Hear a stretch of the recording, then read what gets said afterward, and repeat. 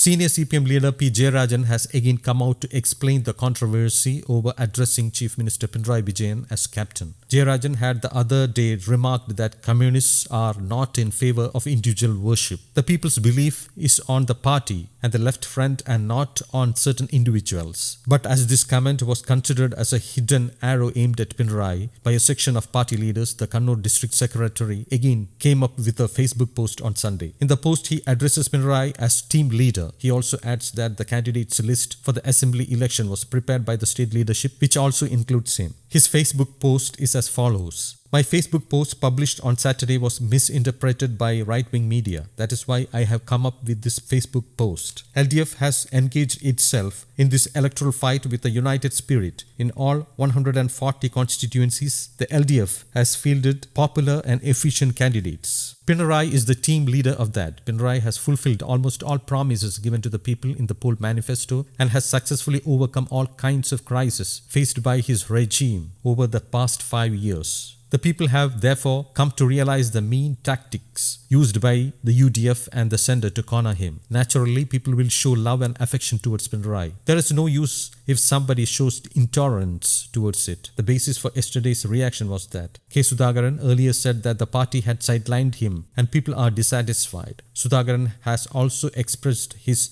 disappointment over the candidates list of Congress. Therefore, there is no need to shift the blame to someone else. The candidates list of CPM was recognized on the basis of certain pre-approved guidelines, and I am a part of every political decision in the party. On that basis, every one of us is working to get another term for the LDF government. Under Pinarayi's leadership, LDF will come back to power. As all media outlets, including the right-wing media, have predicted another term for the LDF government, now certain quarters are trying to create an impression that there are differences within our party and they are trying to take benefit out of it. This will not succeed, he says in the post. News Desk, Kaumudi English.